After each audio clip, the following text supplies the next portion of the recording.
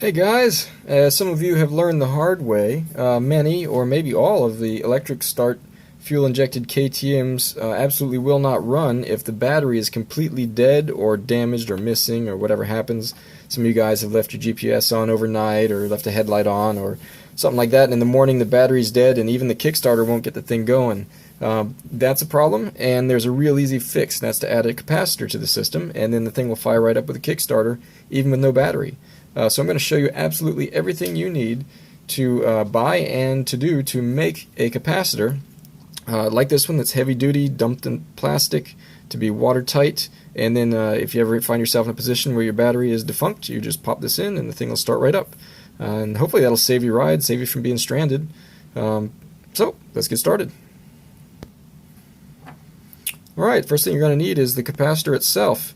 I use a Rubicon brand. Rubicons are fantastic, so are Panasonic brand. There's some other good ones as well. You want to avoid the cheap ones. The cheap ones will fall apart on you and leave you stranded, just like not having a battery. So a capacitor is something that you do get better value if you're buying a brand name. And they're only a couple bucks anyway, so go ahead and get a good one. What you're looking for here is a 25 volt 10,000 microfarad, and you can find these at Mouser or DigiKey, probably Amazon or anything else. I got mine at DigiKey. I'll flip it around here. Let's show the part number. There's the part number there, 11891730ND. If you go to DigiKey and punch that in, you'll get the exact one that I'm using. It's only a couple bucks. Next thing you're going to want to get is some good wire. I recommend tinned wire, tinned copper wire.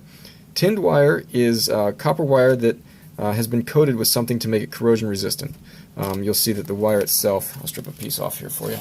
The wire itself is not copper color, it's actually silver because it's been coated with something. It's going to last a lot longer, so you're going to want to get tinned wire. 16 gauge is more than adequate. You can get away with something quite smaller if you like. Another thing you want to look for is make sure it's oil resistant. It'll say it here on the sheath somewhere. Let's see. There it is, wet oil resistant. So this thing's going to end up in your air box, and you don't want the oil from your air filter is inevitably going to get on it. You don't want it to turn the sheath on the wire into goo. So something oil resistant is going to last a lot longer. So get tinned wire that's oil resistant sheath, and then you'll be very happy. The wire you're going to need about 5 inches of black and 5 inches of red should do just fine. Next thing you're going to need is the spade terminals. This is what you're going to use to connect the thing to your battery. And I recommend these little fork types because then it's real easy just to loosen the screw and pop it in when you need it. And when you don't need it, you just pop it out and zip tie it somewhere inside your airbox. So you're going to need a couple of those. You'll need a couple pieces of heat shrink. And I'll show you what that's for. You need some solder. Good old 60-40 lead tin solder is fine. Get some rosin core stuff that'll make it stick to the wires better. Next thing you're going to need is the Plasti Dip. This is what we're going to dunk it in to waterproof the whole thing. They have it in a spray can as well. I've never used that. I have used this dunk can, and it works fantastic, so that's what I recommend. I know it works well. Alright, and as far as tools, you're going to need a good set of wire strippers. You're going to need a set of crimpers, a good set of nips. Some helping hands will make your life easier, and you'll need a soldering iron and possibly a heat gun or a lighter to shrink the heat shrink. That's about it. Let's get started. Alright guys, I'm going to be working here on a piece of paper because it can get messy. It's the middle of the night here, so forgive me if I say anything silly. What we're going to do first is called tinning the wires. Ironically, it's tinned wire, but we're going to tin it anyway. When you're soldering wires, it's often easier to soak them first with solder, and then it's easier to connect them to what you're going to connect them to. So mount that guy up. You want to get the wire hot, not the solder. And if the wire is having a hard time getting hot, just get some solder on the iron, and then once it gets hot, it'll suck right into the wires. So there we go. There's a little extra in there. So that one is good. Now we'll go ahead and do the black one. Hoping this is clear. There we go. Same thing over here. Get a little bit of solder in the wire. It's hard to do with the camera right in front of you. There we go. And now next thing we're going to do is stick these guys to the capacitor. Now if you look at the capacitor, the long lead is the positive, the short one is the negative. You can also double check by looking at the can, and on the can this is not a rectangle, it's actually a dash. That means negative. We've got our black wire here, so we're going to go ahead and start with the negative side. So we're going to mount this guy up in our helping hands. Focus good, there we go. So grab your wire and your iron. Now that you've got some solder on the wire, just touch the wire to the terminal and get the wire very hot.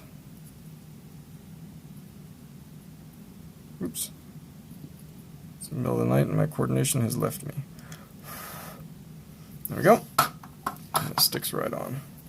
Take a look at your solder joint. You can tell if it's good if all the connections are smooth. If you have any sharp edges, it may not be that good of a connection. So do the same thing with the positive here. Get our wire on here and get it nice and hot.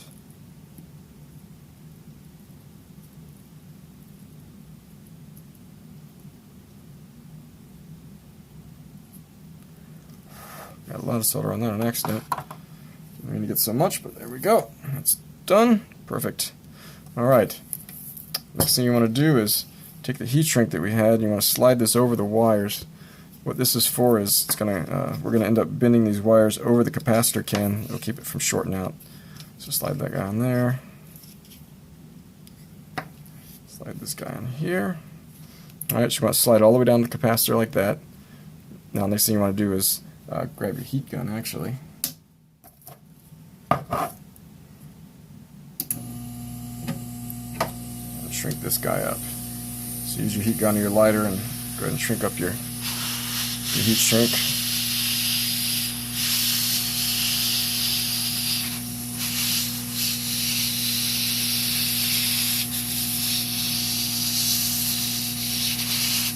There we go. It's nice and tight.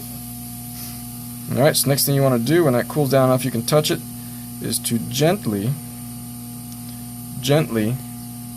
bend the leads around the can like this. And we're doing this because when this thing is bouncing around your air box, we're going to zip tie these leads to the can. Now it's not trying to yank the wires directly out of the capacitor. So next, grab your zip tie, and I forgot to mention that you need a zip tie, didn't I? You are going to need a zip tie. So grab your zip tie and zip this up to the can here.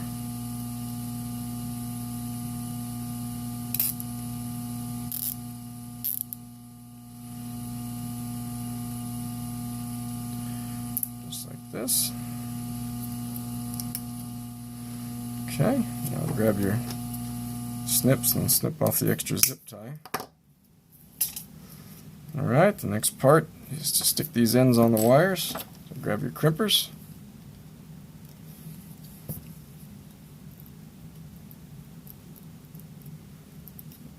And stick these ends on so you get this thing to focus. Put that one in there, it's one down. If you want to be really neat about it, you could put some heat shrink on these tubes, on these wires first, and then slide them over the ends of these crimps when you're done. There we go, two ends on. Alright, so that's what we have so far. Next, you want to grab your dip.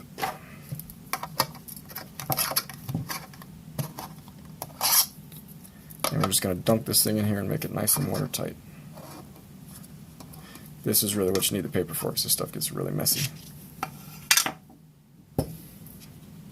Alright, so just take your capacitor. I like to dunk it at least as far as the heat shrink goes up the wire to make it really watertight. And we're going to let that drip for a minute. I'll be back in a moment.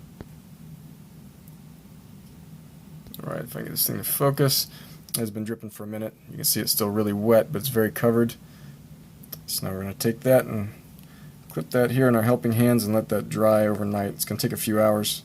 Might as well let it sit overnight. Close up your plastic dip.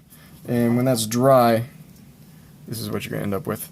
It's going to be completely coated in plastic, watertight. Stick that in your air box, and next time you're in trouble, you just clip that to where your battery goes, and your bike will fire right up, and off you go. Save you a riding day, or save you a whole riding trip. I hope this helps you.